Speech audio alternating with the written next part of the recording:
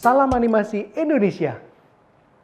Menghidupkan karakter dalam sebuah animasi berarti yang tadinya hanya berupa modeling atau gambar 2D, sekarang benar-benar bisa mempunyai personality atau jiwa.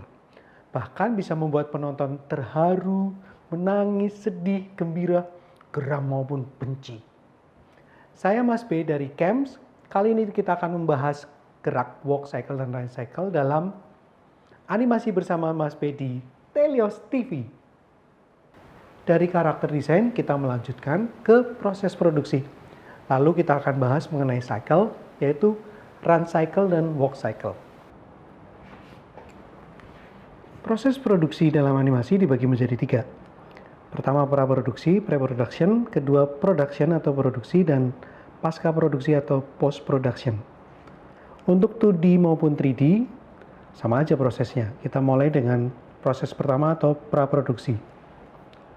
Praproduksi dimulai dari membuat konsep tentang cerita animasi, kita bikin skripnya, kita bikin sinopsis lengkap, kemudian kita bikin karakter-karakternya, mau yang antagonis, mau yang protagonis, nggak masalah. Lalu kita bikin color code, bikin style, bikin background, bikin dialog-dialognya, sampai dengan bikin storyboard. Proses berikutnya disebut proses produksi. Produksi dimulai dari menganimate para karakternya, kemudian dikomposisikan dengan background dan special effect sampai dengan editing. Nah biasanya kalau editingnya ini dirasa udah cukup, udah sesuai sama storyboardnya, baru kita satukan dengan musik dan dialognya. Itu namanya proses produksi. Terakhir kita sebut proses pasca produksi, yaitu menyatukan semua yang sudah kita kerjakan tadi dalam proses produksi, dilanjutkan dengan merapikan, kita sebut ngedit atau editing, kemudian diberi mixing untuk audio dan musiknya, terakhir siap menjadi sebuah tontonan yang siap tayang. Nah, biasanya kita transfer ke dalam sistem yang dipakai standar TV atau misalnya kita sebut broadcasting standard, yaitu kita masukkan ke dalam Betacam dan siap untuk ditayangkan. Kita masuk ke dalam animasi cycle, yaitu run cycle dan walk cycle. Paling bagus kita observasi dulu dari gerakan nyata orang jalan, kita capture lalu kita ikutin gerakannya. Nah sekarang saya akan membahas pertama untuk gerakan yang berkaki 2 atau manusia, kemudian yang kakinya lebih dari 2, misalnya binatang atau hewan yang kakinya 4. Kita lihat dari contoh dari Animation Survival Kit karangan Bapak Richard William. Kita lihat kayak apa gerakannya.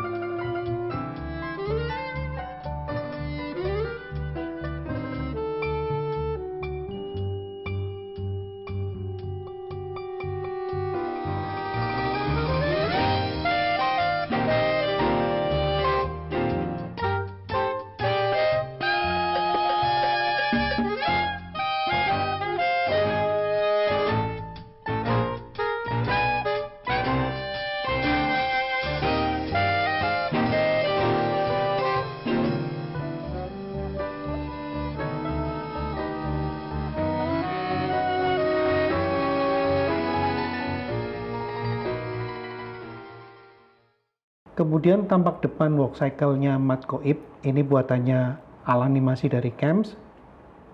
Kemudian walk cycle tampak samping, ini Dian namanya, buatannya Mas Zulfan, anak magang yang ada di CAMS. Sekarang kita lihat contoh walk cycle dan run cycle untuk binatang atau hewan yang berkaki 4. Pertama kita lihat ada horse run cycle, ini diambil dari film Oncom atau singkatan dari On Communication, buatannya Studio Vet Esa Cipta Jakarta dari CAMS. Kemudian ada walk cycle-nya Pongo dari Walt Disney. Lalu ada walk cycle dan run cycle dari Kung Fu dari karyanya Alessandra Sorrentino. Sekarang kita akan membahas pertanyaan dari kalian. Ada 2 pertanyaan di sini. Pertanyaan pertama, memangnya dalam setiap membuat film animasi harus melewati 3 proses praproduksi dan pasca? Oke, sebetulnya nggak harus sih, nggak ada juga yang maksa, cuman minimal gini, supaya kalian tahu proses produksi yang benar, sebaiknya produksi itu ada proses mulai awalnya, pengerjaannya sampai dengan post production atau pasca produksi. Tapi kalau misalnya kalian mengerjakan untuk film sendirian atau film indie, katakanlah yang durasinya cuma durasi pendek, ya tanpa harus melewati praproduksi dan pasca nggak masalah.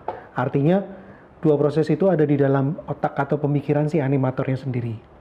Sedangkan untuk film serial atau film animasi layar lebar, mau nggak mau harus melewati 3 proses ini.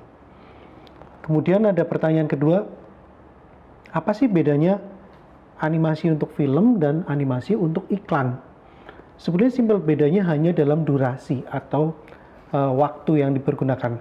Kalau iklan itu kan rata-rata hanya 30 detik sampai dengan 1 menit. Tapi bayarannya malah lebih mahal. Lalu kalau iklan itu pasti menonjolkan produk. Jadi dalam durasi sependek itu tetap akan ada menunjukkan produknya apa. Sedangkan kalau film untuk serial biasanya lebih durasinya dari 6 menit sampai dengan 24 menit untuk tayangan setengah jam. Kemudian untuk film layar lebar mulai dari 72 menit sampai dengan lebih dari itu. Buat kalian yang punya pertanyaan, bisa kalian kirim melalui Facebook grup Animart dan Twitter @animart_camps. Oke, stay tune terus di Telios TV. Saya Mas B dari Camps. Maju terus animasi Indonesia.